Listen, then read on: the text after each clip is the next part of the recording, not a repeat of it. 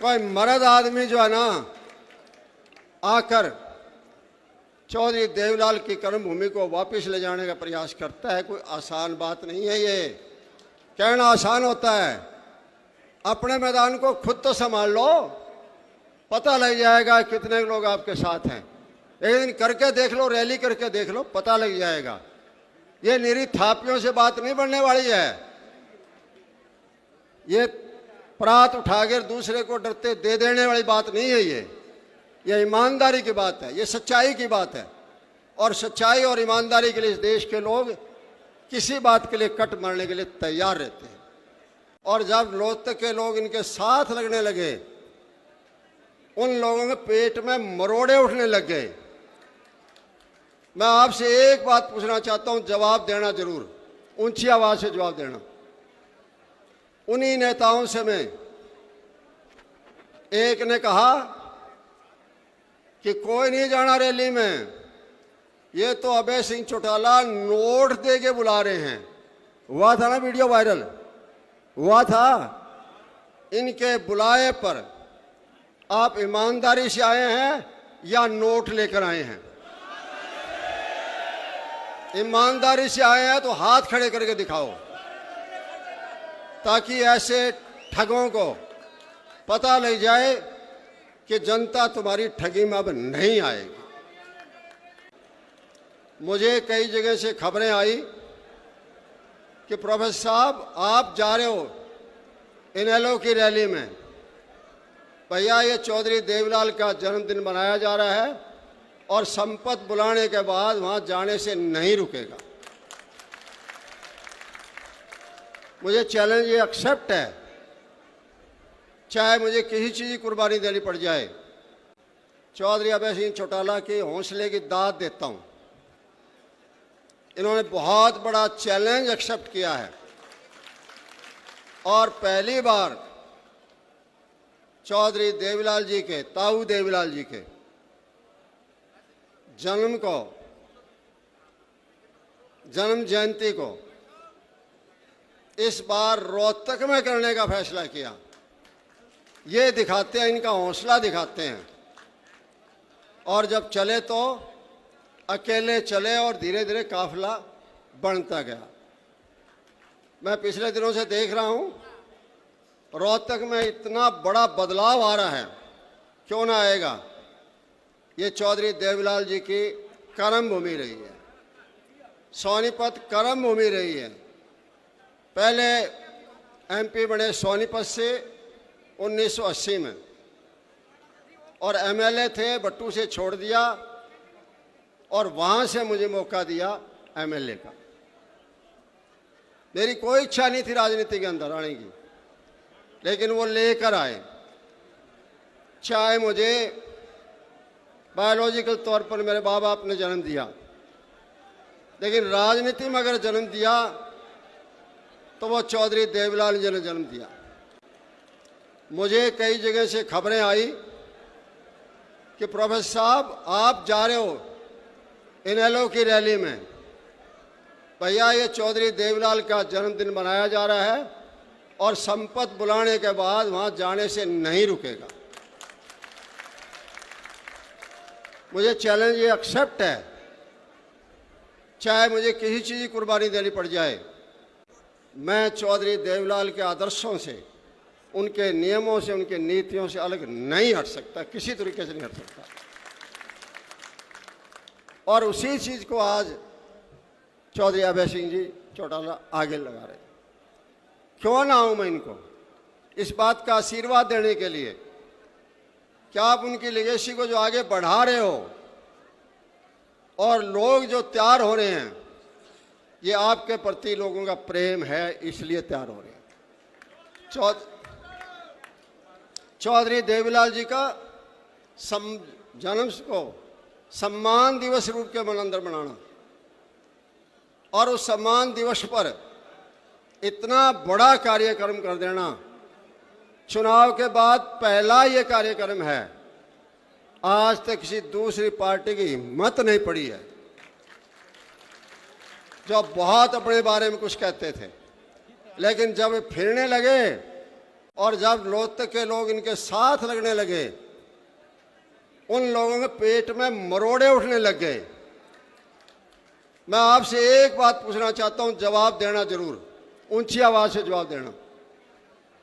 उन्हीं नेताओं से मैं, एक ने कहा कि कोई नहीं जाना रैली में, ये तो अभय सिंह चौटाला नोट दे के बुला रहे हैं। हुआ था ना वीडियो वायरल, हुआ था। इनके बुलाए पर आप ईमानदारी से आए हैं या नोट लेकर आए हैं? ईमानदारी से आए हैं तो हाथ खड़े करके दिखाओ, ताकि ऐसे ठगों को पता लग जाए कि जनता तुम्हारी ठगी में अब नहीं आएगी। चाहे कुछ कर लो, आप ठगी में नहीं आएगी। ये प्यार उमड़ता है, ये लगाव उमड़ता है, और मुझे तो ये कहने में कोई संकोच नहीं है कि आने वाले समय में हरियाणा प्रदेश में बहुत बड़ा बदलाव आएगा, और बदलाव चौधरी अभय सिंह चौटाला के नेतृत्व में आएगा। इसलिए इसकी शुरुआत करने के लिए मैं इनको बार बार शाबाशी देता हूं, बार बार शाबाशी देता हूं। कोई मर्द आदमी जो है ना, आकर चौधरी देवलाल की कर्मभूमि को वापस ले जाने का प्रयास करता है, कोई आसान बात नहीं है। ये कहना आसान होता है, अपने मैदान को खुद तो संभाल लो, पता लग जाएगा कितने लोग आपके साथ हैं। एक दिन करके देख लो, रैली करके देख लो, पता लग जाएगा। ये निरी थापियों से बात नहीं बनने वाली है। ये परात उठाकर दूसरे को डरते दे देने वाली बात नहीं है। ये ईमानदारी की बात है, ये सच्चाई की बात है, और सच्चाई और ईमानदारी के लिए इस देश के लोग किसी बात के लिए कट मरने के लिए तैयार रहते हैं। जहां तक चौधरी देवलाल का सवाल है, मैंने कहा मेरे तो राजनीति में जन्मदाता, मेरे लिए भगवान देवता सब कुछ चौधरी देवलाल जी थे।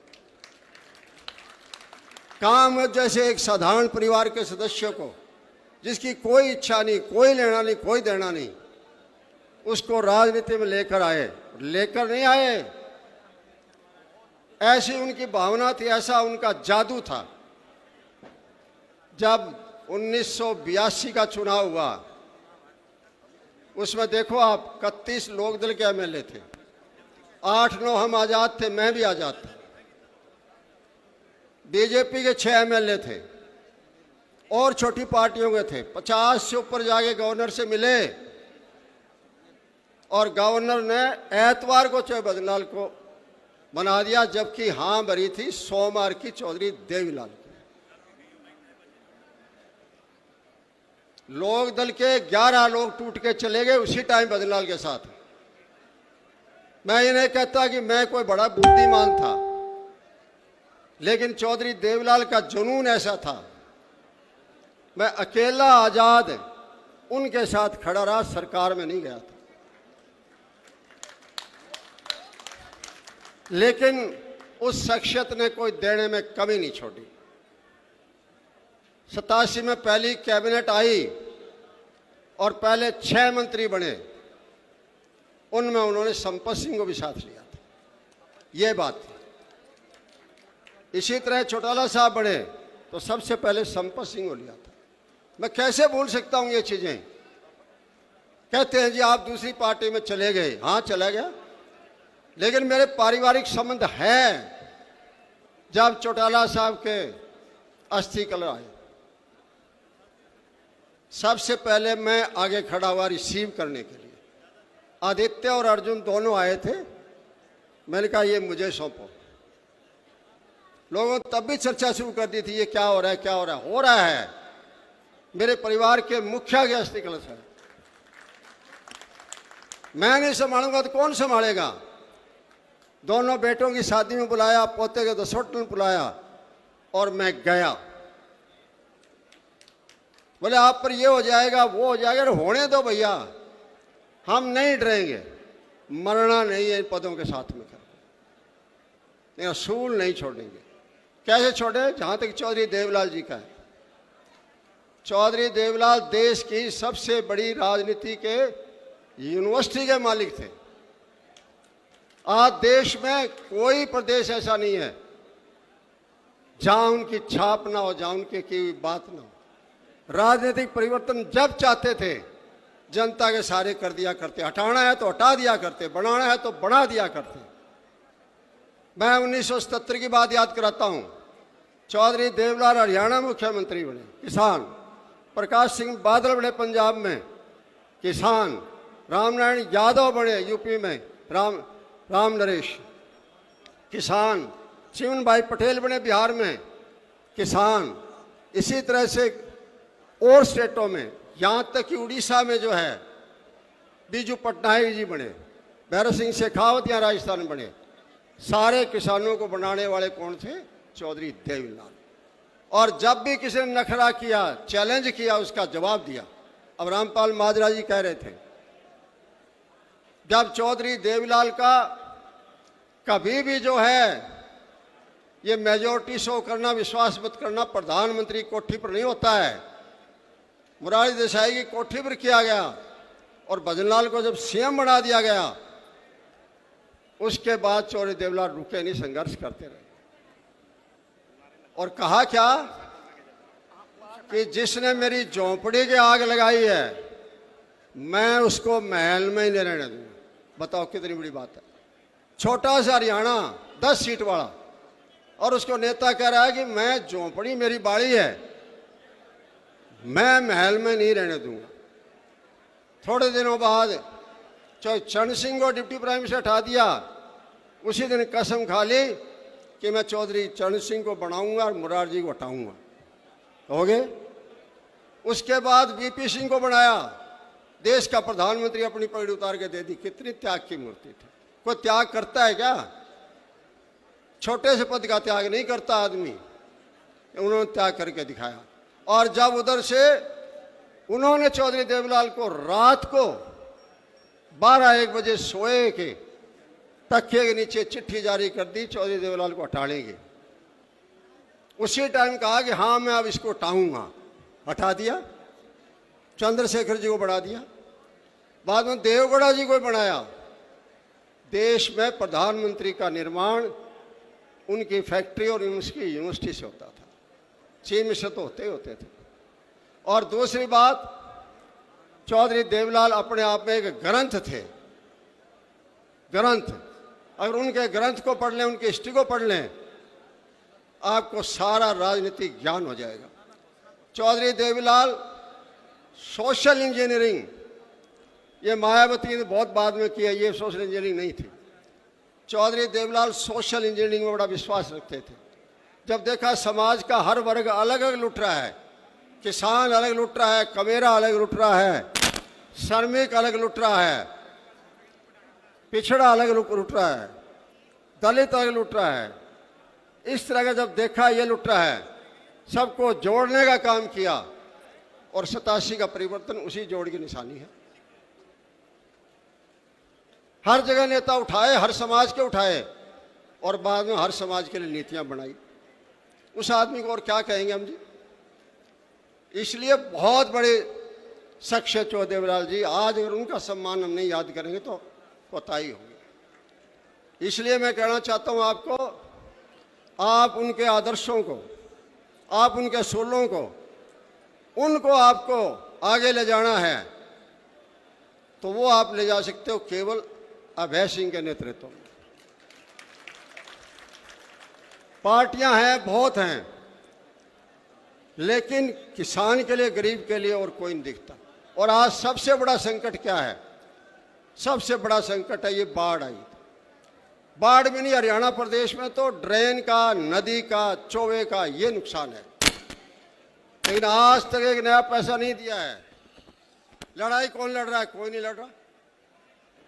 जब हरियाणा का 3 महीने पानी बंद किया, किसने प्रदर्शन किए? चौधरी अभय सिंह चौटाला जी ने प्रदर्शन किए थे। और बैठे थे लोग, बहुत बड़े बड़े लोग बैठे थे। किया किसने प्रदर्शन? कोई आया छाती खोल के आगे सामने? यही आए थे। किसान जब लुट रहा था, 3 काले कानून बन रहे थे, किसी ने कोई धरना प्रदर्शन भी किया हो? अगले शेर ने आकर सीधा इस्तीफा दे दिया। किसान अगर लुट रहा है मैं चौधरी देवलाल का पोता हूं, ओम प्रकाश चौटाला का बेटा हूं। अगर यही होता रहा तो आने वाली पीढ़ी मुझे भी माफ नहीं करेगी। और बात भी ठीक है। और इन्होंने एकदम इस्तीफा दे दिया। अड़ जाते हैं जहां भी किसान की, मजदूर की, गरीब की, दलित की, पिछड़े की, कमेरे की बात आती है। इसलिए मैंने ज्यादा कहते हुए ये कहता हूं, आज यहां से कसम खा के जाओ कि चौधरी देवलाल की नीतियों को अगर आपको मजबूत करना है, अगर आप उसको मानना है, उनकी नीतियों को दोहराना है, तो अभय सिंह चौटाला जी को मजबूत करो। करोगे? चौधरी देवलाल, चौधरी देवलाल, चौधरी ओम प्रकाश चौटाला, चौधरी देवीलाल।